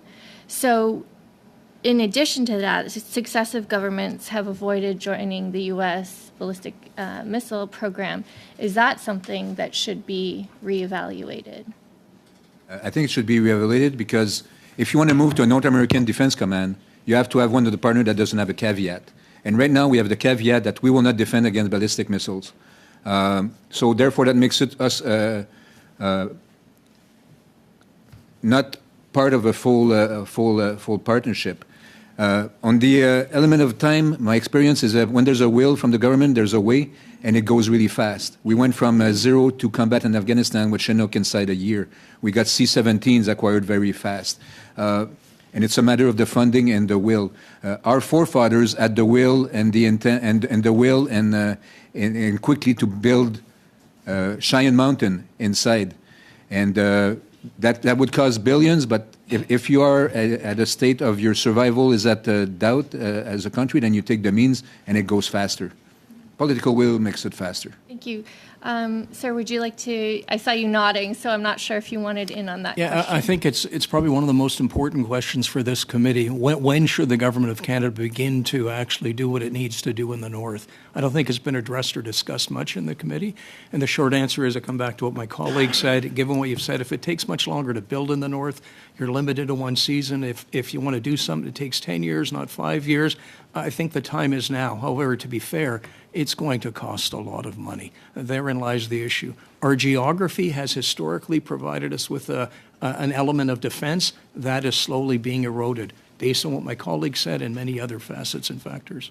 Thank you. And following up on that, in your earlier response about the Rangers and, the need there, we've also heard testimony it's been very difficult to recruit and retain. Do you have any suggestions or advice on some of the things that we could do differently to actually recruit more? Because it's certainly not a lack of wanting, but how do we encourage more people to step forward? And certainly we've heard testimony about Indigenous partnerships, and that's been very helpful. But do you have anything to add about how we could actually recruit the numbers that we would need? Part of In the North, it's a great question. I think you could have asked to the last group that were just here, particularly the commander of Joint Task Force North, would be to, again, increase the capability, the support to the Rangers. If you are a Ranger, I've talked with them, my colleague has as well, worked with them, and they take a look at what we provide to them, an outdated weapon. Yes, it's been updated, but it's really not a combat effective weapon in some cases. From a mobility point of view, what we provide, if that were improved, I think that in itself might improve recruiting as they see a greater commitment from us, the government, to what they do. Sorry, Mr. Chair, how much time? Yeah. Okay, perfect. And in regards, this is actually something, the North in the Arctic is actually something that at NATO they were talking about in addition to, their northern sovereignty and protections and connections. What do you think, or do you think, it would be a better question, there's a relationship that Canada needs to play with our European allies in terms of, obviously, any aggression or movement from China or Russia would, our European counterparts would see and interact as well. And so what coordination do you think is needed, if any? And that's to either who wants. Thank you for the question. I happen to be a senior mentor for NATO, so I'm in regular contact with NATO. When I was in NORAD, we would say the Canadian Arctic is Canada-US. You got to remember that Canada-US is part of NATO. Now we're going to have 7 out of 8 countries of the Arctic Circle in NATO. There are the plans have to make sure that there's no gap in seam between the European portion of the Arctic and the North American portion of the Arctic. Because what that does is it provides the potential enemy with a seam gap to take advantage of because of command and control. So there has to be complete coordination between Europe, SACEUR ZOR, and Commander NORAD, the NORDCOM, to make sure that it's taken care as a whole. The challenge becomes when you look at the North very quickly in the Arctic. The Arctic Council is non-military at all. Doesn't want to touch it, doesn't want to talk about it. If you look on their website at all their subcommittees, it has nothing to do with the military. As I'm sure my colleague would mention, to be fair, NATO in itself, by having NATO, has deterred Russia, perhaps not from invading Ukraine, but helped to prevent its total overrun, to be fair. But there is nothing in the North aside from bilateral treaties and agreements that we have, mostly with the U.S. But, do we now need to sit down with Norway, with Finland, with others in the North? How do you do that? It becomes a complex issue. Ergo, my comment, we need to join any other kind of organizations that come together, and perhaps some military ones across the Arctic. Thank you, Ms. O'Connell. We're going to have to leave it there. Madame Normandin, 6 minutes. Thank you very much, Mr. Chairman. I thank both witnesses. I'm happy to see you again. I'd like to begin with a remark you made, General Parent, in your opening statement. You talked about when it comes to interoperability, we have to be credible facing the Americans. That drew my attention. You would not have mentioned it if we thought we really were credible. So I'd like to hear more of your views on that. What means that we're not credible? What should we improve? We're credible in some aspects and less so in other aspects. By not being part of the anti-missile system, we lack credibility because we choose against once we want to defend ourselves, whereas our defense should be total. What's important for us is that when the Americans talk to us, they talk about defense and security. That's their psychology. When Canada talks to the Americans, we talk about economy. The two go together. If the Americans don't feel secure with their allies, neighbor, Canadian neighbor, they're less inclined to talk about the economy. So it's in our interest to invest in defense so that they feel secure. Thank you. I'd like to hear you get back to something that was mentioned at the last panel, and I asked a question. How long would it take to put in place the infrastructure to welcome the F-35s? They hesitated. We were told that it would take 8 to 10 years last week with the green hangar to have these facilities upgraded. I was told kind of jokingly, no, we'll be ready. These are minor adjustments we need. I'd like to hear your comments on that. There are facilities that are there to welcome those planes. They're not going away. Most of the changes that need to be done are with the security of these fighter planes.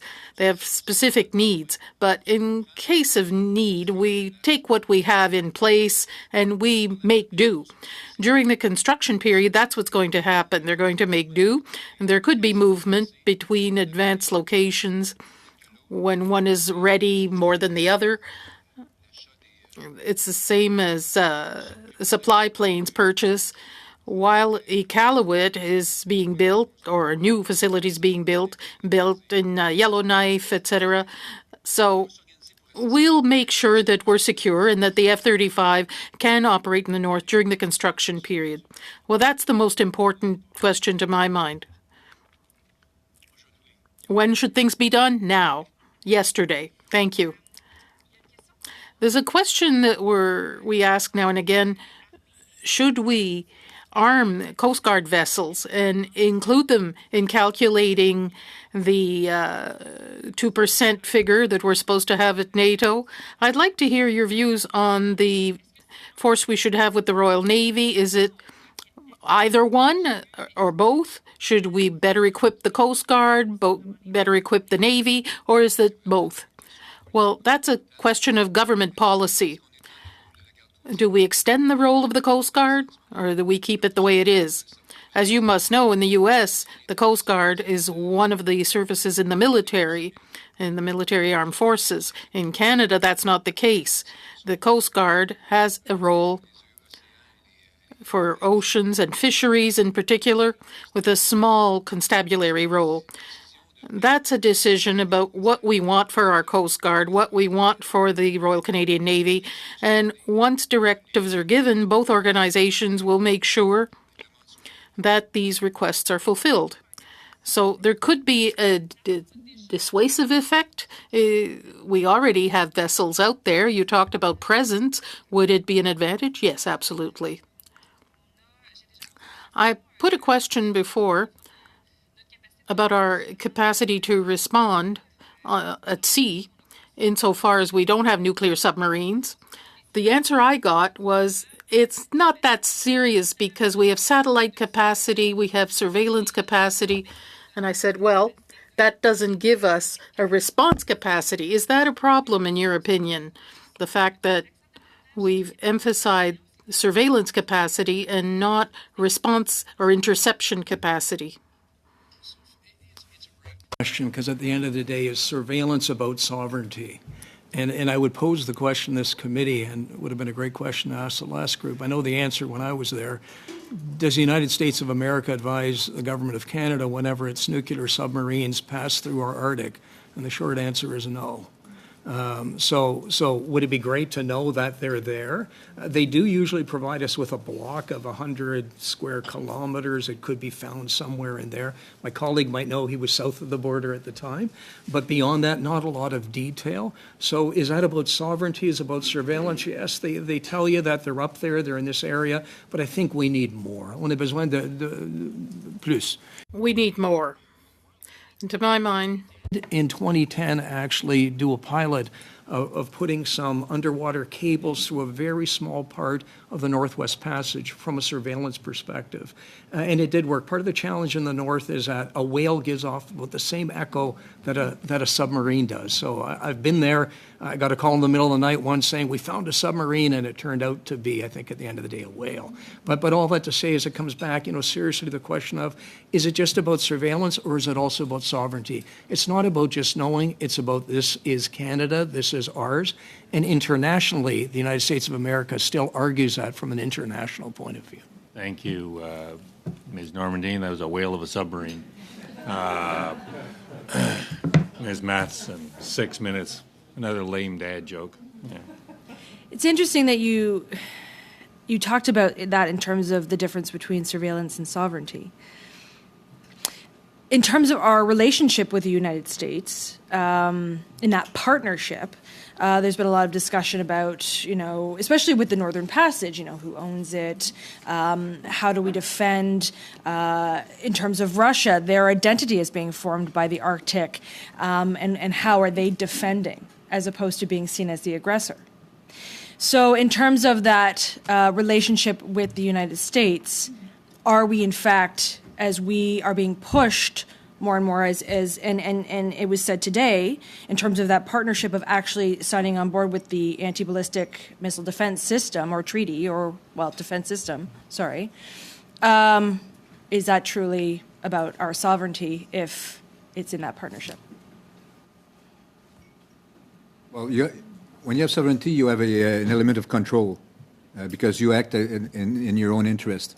When you don't have sovereignty over certain items, then you depend on others. So in the case of the ballistic missile system right now, NORAD is a common law relationship sealed with the NORAD agreement. You're married and it has obligations in a common law sense. NORAD, NORDCOM, and CJOC, they are the good neighbors. And as good neighbors, you have the choice to whether you're going to help your neighbor or not. So the decision to engage when it comes over Canadian territory, it is entirely within the purview of the United States and their own interests, whether they're going to do it or not. But in terms of the conversation of being in that marriage with the United States, even in terms of the relationship with China, we were talking about submarines. I mean, China has 66. Again, getting back to Canada, in order to provide that level of sovereignty, as you've said, that requires a great deal of time and even more money. So is that legitimately where we need to go? So as a Canadian, I have a tolerance of risk in all of the aspects of my life. In terms of defense, we have a tolerance for risk. And then before 24 February, my personal tolerance of risk was much higher because I thought the president of Russia was a rational actor. What he's doing in Ukraine, to me, is now an irrational actor. It's dangerous. And when you have irrationality in charge of things, the insurance I pay for defense is going to cost me more because I worry more about my security and safety. So it's all about the amount of insurance you're willing to pay to safeguard ourselves. And we're not going to safeguard ourselves by ourselves, but you have to increase your level of reliability. And where deterrence was enough at this level, now it went to this level. And we have to fill that level. Between that level requires time and investment. And yes, it will cost more money, but I think it's worth it given where the world is going geopolitically. Yeah, and if you boil it down just from an information perspective, my colleague who was within the U.S. chain of command, and I was outside of it, let's say we were there at the same time, and I was working with another U.S. commander, he would know a lot more than I would, and he couldn't even tell me. So just boil it down just from a passage of information from what we can and do know in itself is very problematic. But that burdensome like technological or information transfer, that will never change between the United States and Canada. Well, when you are part of the NORAD agreement, it's transparent. The mission assigned to NORAD, I had full access to everything that related to the NORAD mission. From time to time, some staff officer would come and say, it's no foreign, especially when there was a new event coming from another command outside of NORDCOM. And I would raise my hand, I'd go to the commander, and I said, we have a NORAD agreement, right? It says there, and it needs for me to have knowledge. And right away, the conversation would change to full access to what was required to perform the NORAD mission. And yet, General Simoneau had just said, they often didn't tell us about the submarines that were in our waters. No, our mission is not about. We don't have a North American Defense Command right now. We have a North American Aerospace Defense Command with maritime warning, aerospace warning, and aerospace control. So we get we have a vote, and we get to find out what's happening in those 3 mission sets. When you walk across other mission sets and other domain, then it's the purview of the United States and its sovereign interest to decide whether Canada is in or not on the information. And advances in AI haven't really developed as much as I think someone may have said, which is why I came to committee today. It's still too problematic to do it from home, which is why I came in person. That AI is now developed to a point where it's amazing. I would challenge that. Thank you. Kelly, yes. Mr. Kelly, I can't read your writing. Thank you. So I thank you actually for mentioning the risk premium that is a function of the irrational actor that we have with Russia. But this goes to when General Eyre was here, he talked about the threat of nuclear attack. He was quite specific, is higher than perhaps at any time in many decades, because we are dealing with an irrational actor, but we're also dealing with an explicit, declared intent of China to be a near Arctic power. Right now, could a foreign power deploy a submarine capable of launching a missile from Canadian waters go undetected by our present ability to detect a subsurface penetration of Canadian water?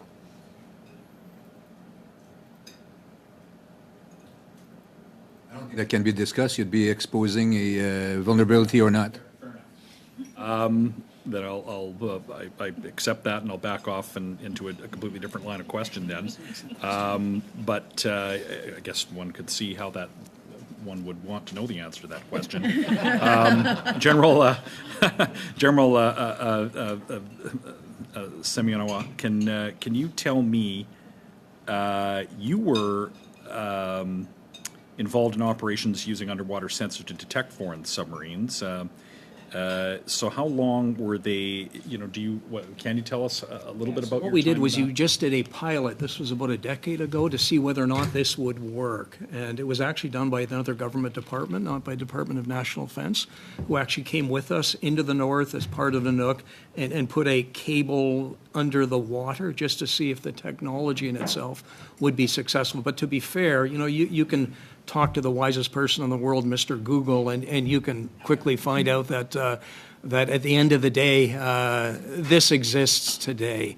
And it does exist with our allies across the Atlantic, where they do know exactly what is coming across the Atlantic at any time, with a lot of detail and a lot of preciseness. Okay. So what should our response be to, say, a foreign submarine that penetrates our territory? Is this like, or how would this differ from Russian bombers that buzz our airspace, to play something of a game perhaps of, or not even a game, but explicitly to test our response time and whatnot? How does this have an equivalent in I'll answer that really subsurface? quickly and turn to my colleague. Yeah. I'm happy you brought up the bomber aspect, but we have something we can do in response to the bombers coming close to Canadian territorial or our sovereign space. What do you have in your toolbox right now to address the submarine that's passing through the north that you may not be aware of? There is nothing. So what would you do? I think to start with, there'd be diplomatic elements and different kind of pieces that would come into play. But beyond that, what could you do from a military perspective? Probably not much. If it has under ice capability, it could stay under ice for as long as it wants. In the previous panel, we actually weren't. I wasn't able to. Just time didn't allow for me to follow up on a point that was made. We were told that Canada has absolute domain awareness on surface ships in the north, and the question I would have wanted to ask is that awareness depend on the ship using a transponder? It seemed from earlier testimony that you take off your transponder, it's a whole different game. So what, and we've had other testimony that suggests, no,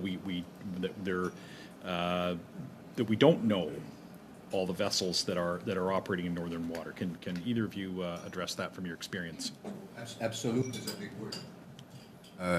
We have absolute certainty that we see that everything that sails. So first of all, we know that there won't be ships where the ice is, so that limits the area. Most of the detection are through AIS, the identification system for ships, where commercial shipping needs to have it. I don't think we have 100% awareness of everything that sails in the Arctic when it can sail. And there's a period of time that doesn't sail at all, so that it's easy. So it's time dependent. I think the biggest problem is probably undersurface. But you know what you know, and to know it, you need to have persistent surveillance over it. And if you have episodical presence to observe once a month, well, there's 28 days between the pass that you do. And as far as the space systems, at the pole, it's limited still. It's not like a geosynchronous satellite that can look at an area all the time. It's passes that go up, and it depends on the rate of passage. So I don't think we have absolute. Thank you, Mr. Kelly. I thought the wisest person in the world was Mrs. Google, not Mr. Google. Ms. Bradford, welcome to the committee. 5 minutes, please. Thank you, Mr. Chair. And thank you to our witnesses for being here today. I really appreciate the perspective that you bring to this discussion. So I'm going to shift the focus of the discussion for a moment, and I'm going to raise a question that I think is kind of on the minds of all Canadians. And I'd like to hear each of your perspectives on it. So Canada has a range of military obligations and faces pressure to be involved on multiple fronts, including Europe, the Indo-Pacific, and the North. Can Canada significantly contribute to security in all of these regions, and how should it balance its efforts? I'll start off by saying I think I would build on that and say, can Canada actually participate effectively and efficiently in all of these commitments? I think the short answer is no, but to be fair, I think that answer has been no for a very long time. It's not driven by any particular government being in power, to be fair, to provide some context. At the end of the day, remember, it's dependent on the government of Canada decides and directs what its military will do, and always has, based on advice from the Chief of Defence Staff, who says, here's what I have ready that can deploy or can't deploy. But to be able to play in everything and the emerging and increasing numbers of activity, again, requires a larger military with more capability and more effectiveness. So I would start by saying that Strong, Secure, Engage, page 85, talks about the concurrency model. And you're giving me flashback from my previous job. And it is an aspiration. But the policy is still valid and it's still an aspiration. What we've had happen in the meantime is what the CDS described as his need to reconstitute the force and all the shortages. So steps needs to be taken after reconstitution to have the concurrency model that allows to do the Indo-Pacific, the NATO, the NORAD. In the meantime, I think the Canadian Forces do what they can with what they have, and it's a big balancing exercise for them.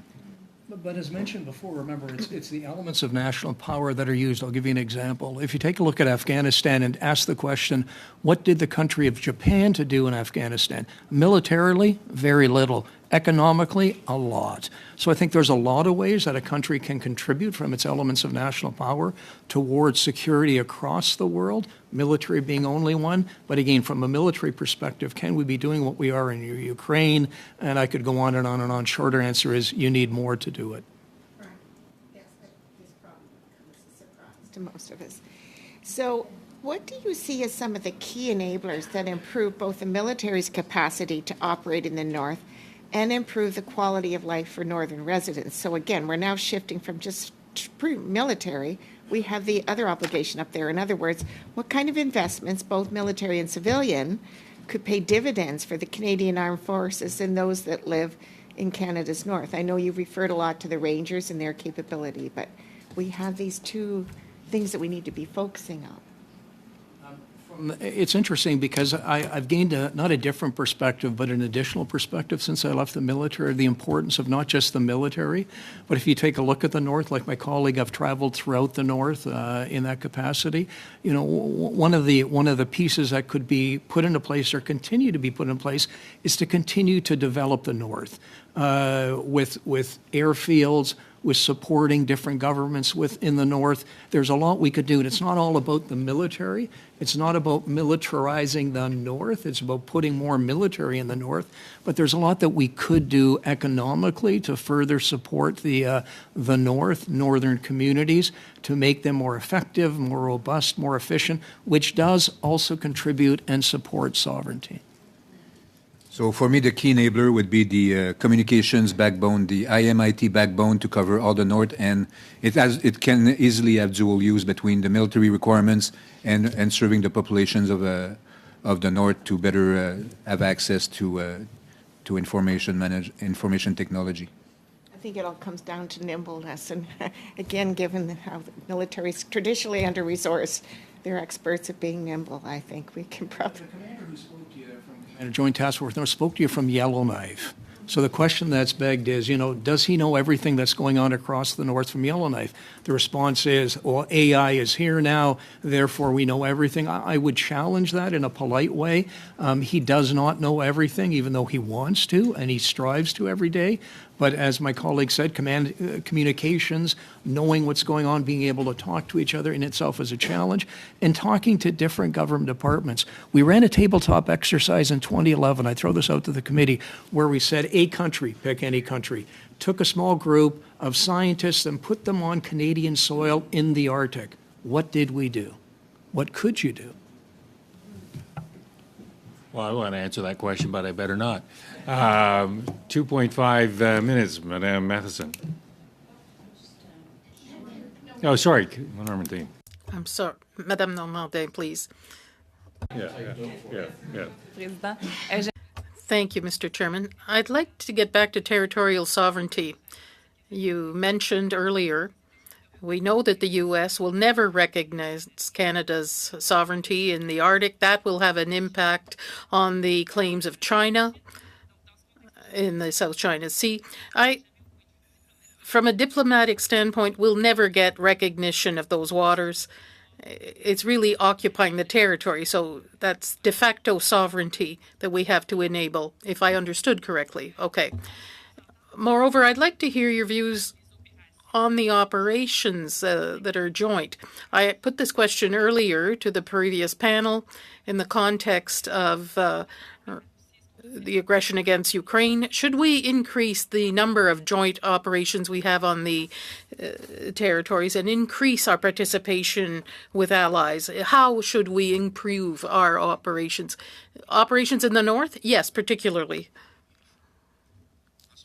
Right now, the North is not hospitable. We have to have enough exercises and enough cooperation with the other forces that train and that have to operate in the North to be able to really have an impact. When I was in the Arctic campaign, we had to discover where were the caches of fuel, for instance, which runways could have which kind of aircraft. Those were all data that were foreign to us. And developing the need for some communities, some air communities, to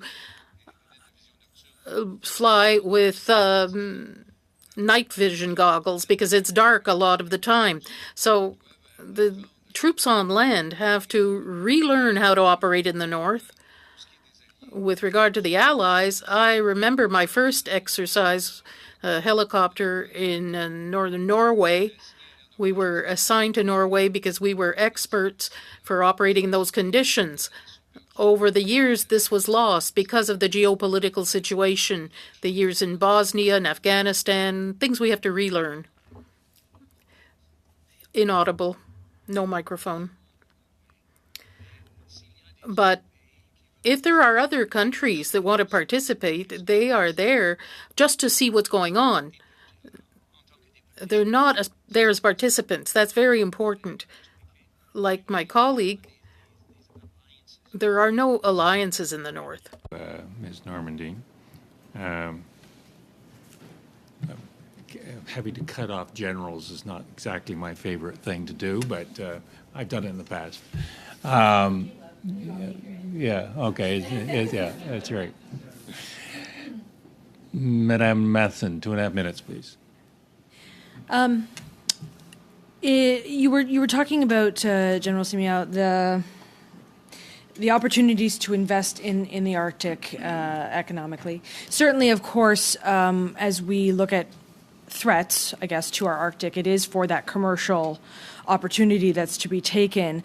Except that ultimately, I think that we need to also be cautious, and the government needs to be cautious of its own exploitation of those natural resources on ultimately Indigenous sovereign land. So how do we balance that, and is that the role of the military there as well?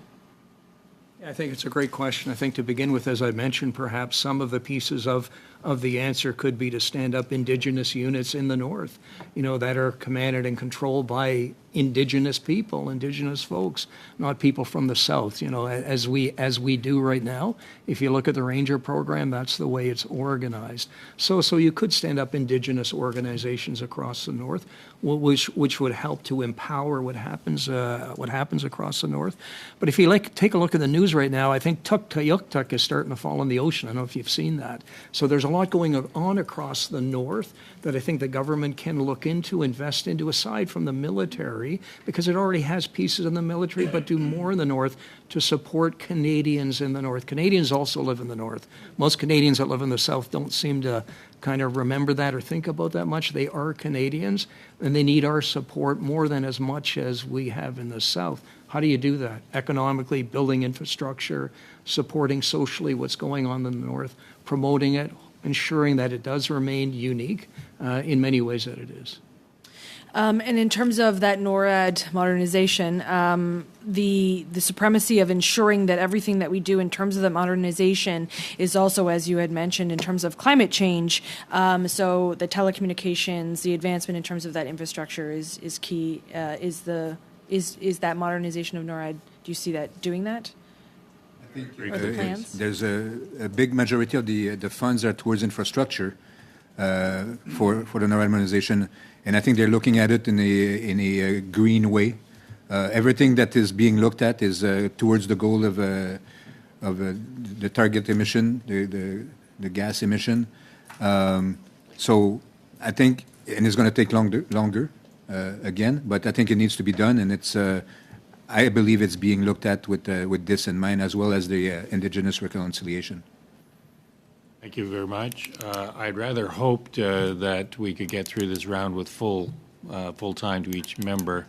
Here's what I'm thinking: that do we do 3 minutes for the Conservatives and 3 minutes for the Liberals, and we'll call it a day, and that way we won't upset all the translation, et cetera. So, is that fine with you folks? Even if it's not, it is. There we are.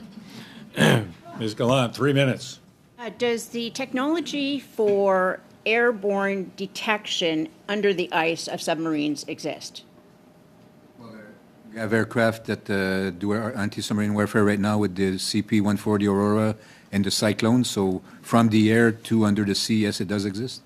Okay, and would drones be able to be outfitted with that type yes, of technology? Yes, there's definitely research being done and products being delivered to provide ASW in a unmanned platform right now. Okay, so Canada is appears to be abandoning the only Arctic air refueling station in Canada, well, in the whole Arctic.